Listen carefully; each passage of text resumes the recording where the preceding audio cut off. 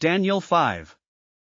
King Belshazzar gave a great banquet for 1,000 of his nobles and drank wine with them.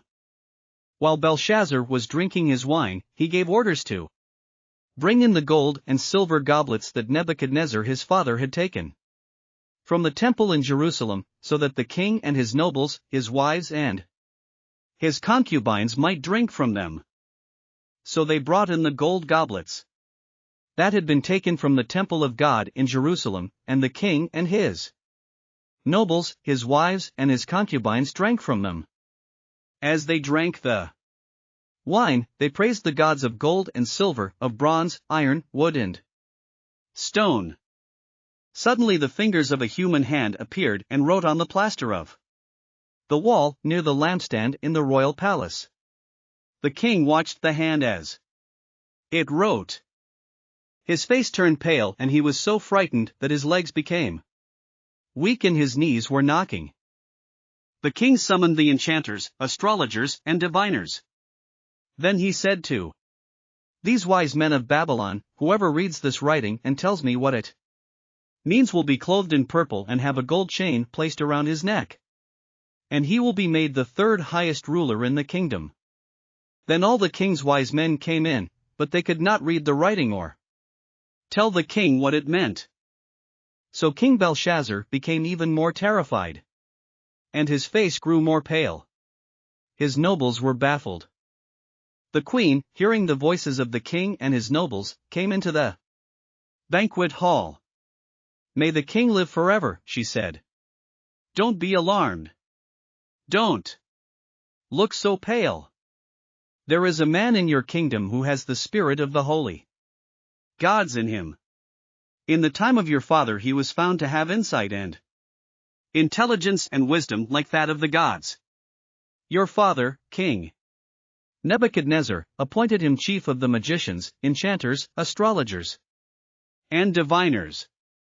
He did this because Daniel, whom the king called Belteshazzar, was found to have a keen mind and knowledge and understanding, and also the ability to interpret dreams, explain riddles and solve difficult problems. Call for Daniel, and he will tell you what the writing means." So Daniel was brought before the king, and the king said to him, "Are you Daniel, one of the exiles my father the king brought from Judah? I have heard that the spirit of the gods is in you and that you have insight, intelligence and outstanding wisdom." The wise men and enchanters were brought before me to read this writing and tell me what it means, but they could not explain it.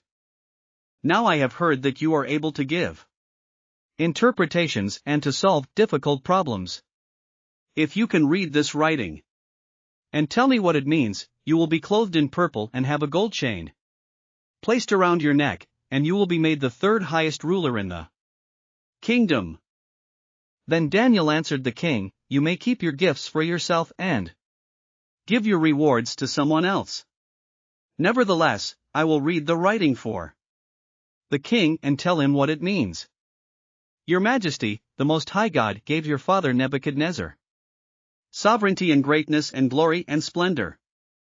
Because of the high position he gave him, all the nations and peoples of every language dreaded and feared him.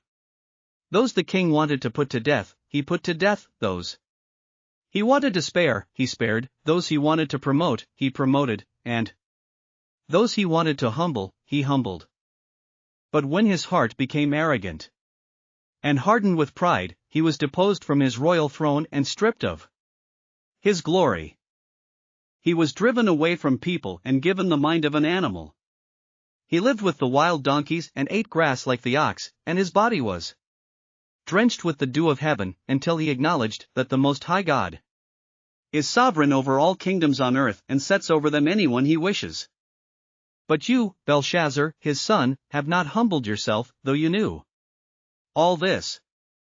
Instead, you have set yourself up against the Lord of heaven. You had the goblets from his temple brought to you, and you and your nobles, your wives and your concubines drank wine from them. You praised the gods of silver and gold, of bronze, iron, wood and stone, which cannot see or hear or understand. But you did not honor the God who holds in his hand your life and all your ways. Therefore he sent the hand that wrote the inscription. This is the inscription that was written. Mean, tekel, parsin. Here is what these words mean. Mean, God has numbered the days of your reign and brought it to an end. Tekel, you have been weighed on the scales and found wanting.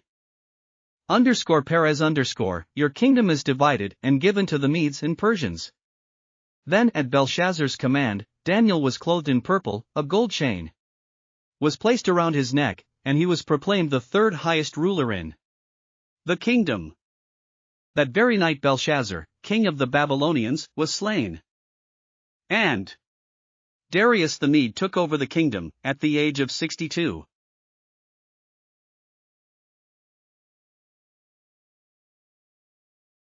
Thanks for listening to another chapter of the Bible. At My Faith Fuel, we believe a good coffee fuels your faith and energizes your day. Please visit myfaithfuel.com to explore our delicious coffee blends. Part of each purchase goes to training worshipers around the world. Thanks for listening.